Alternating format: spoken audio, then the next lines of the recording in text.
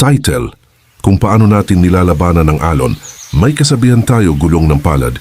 Minsan nasa ibabaw, minsan nasa ilalim.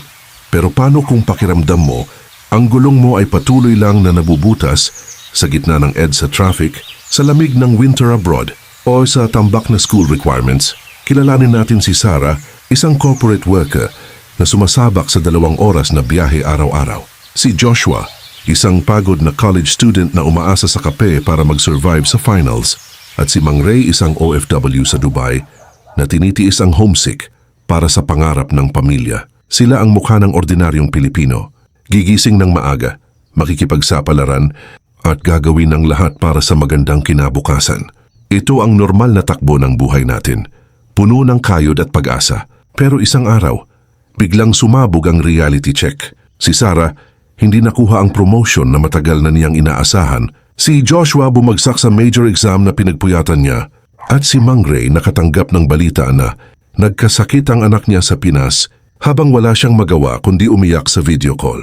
Biglang pumasok ang matinding tanong, bakit ba kahit anong pursigi natin parang hindi sapat?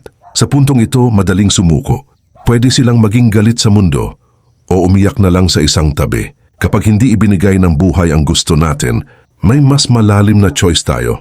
Learn about how reality works and develop principles that will work well to get you what you want.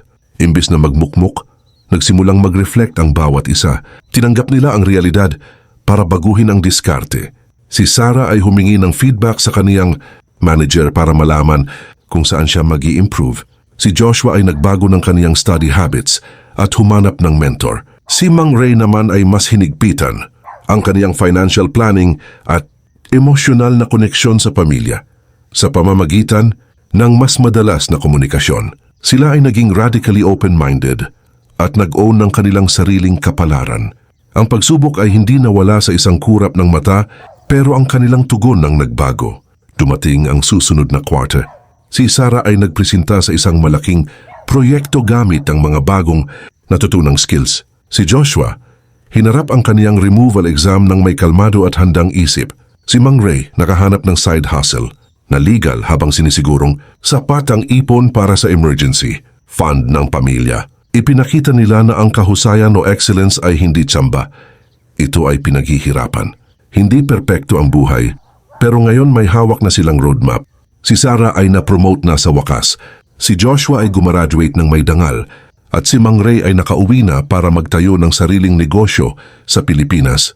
Natutunan nilang yakapin ang realidad, hindi bilang kaaway, kundi bilang gabay upang maging mas matatag. Kapag hinampas ka ba ng realidad, gagamitin mo ito para gumawa ng sarili mong roadmap patungo sa tagumpay. Follow FCC Ludus Literarius, empowering your life. Face reality with courage and conquer everyday battles.